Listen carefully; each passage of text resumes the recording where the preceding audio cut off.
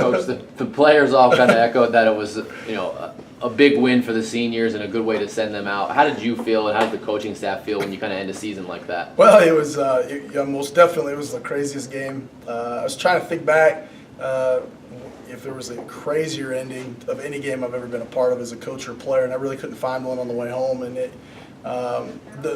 here's the whole thing I was most pleased about. You use all your timeouts. It's 2 minutes and 4 seconds to go. You're 2 scores down, and you got a group of guys that just found a way to make a couple plays. I mean, because that's really what it ended up being. It ended up being an onside kick, 2 pass completions, and then ended up getting a key stop there in overtime. And so, I mean, you're talking about just pure craziness. And for us, it was just it's one of those ones you always talk to your guys, just keep playing, something will happen, something's good's going to happen, if you just keep punching the clock and keep working. And so the guys actually, it's kind of tangible now. They can really believe it and see it.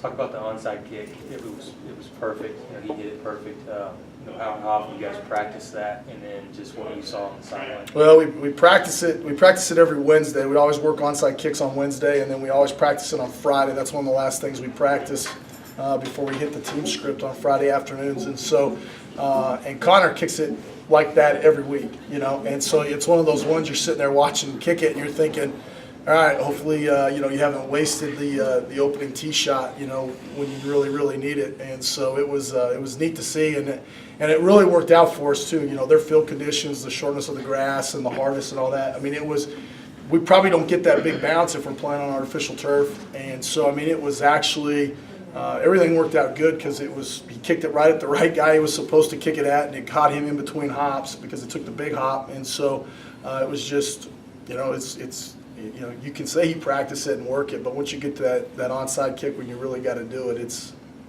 less than 50-50 for sure. So it was neat to see. 6 on 5 sounds so good, especially like those last 2 minutes. What do you think with that into the off season? Well, it's kind of like we talked about, before we left and during the week. I always write down kind of what our record's going to be and things like that before the season starts and the whole deal. And I really thought we could get 7, could get 8, even with this young team. I thought it was one of those ones. But 6 and 5 for 17 juniors and 17 sophomores and 10 freshmen that are traveling and playing. I mean, that's not too bad, No. And so it's not great. It's not exactly what we want, but it's also something that we can really build on. And it's a good core of guys a lot of young guys that had to play a lot.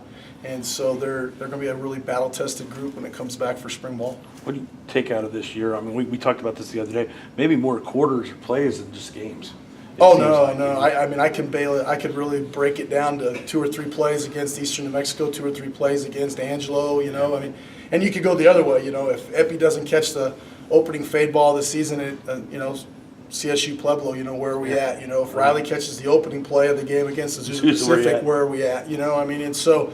But probably every coach can always say that. It's just how you break it down. But what I really liked, though, was the culture of the team where it is right now. And that's what I told them on Friday afternoon before we got ready to head out, or Thursday afternoon, the last weight session, was just how proud I was of them because it wasn't always perfect all year, coaches or players.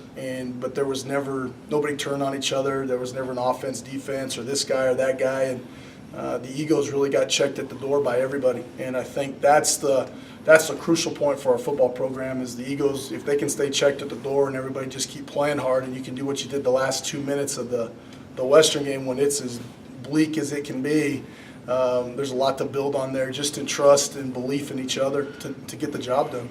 Talk about 12 straight win season. I mean, that's hard to do on any program at any level. Yeah, it really is, and it's hard. It's hard at this level, in Division II or FCS because, if you don't make the playoffs, everybody feels it's, such a failure, but like if you're at Wake Forest and you go 6 and 5, you're going to go to a nice bowl game and everybody's going to have a great time and get a week off and the whole thing, and you get extra days of practice and all that. It's just the level, and it's the expectation that we have here at West Texas, that you want to be in the playoffs and you got to make that group of guys. And so, but yeah, you go 12 winning seasons. It's pretty impressive. It's a lot of group of guys and coaches that have come through here to be successful. What's that do, having those many guys back for the spring? That's got to just help out so much, especially just everybody knows what to do. Well, it's exciting, it's exciting, and they'll hear this tomorrow, it's exciting, but it's what are they going to do with it, right. Are they going to really get after it and accelerate put the work in and do what they need to do to getting better and improve. And I mean, you look at Northwest Missouri, they had over 100 guys there all off season all by themselves.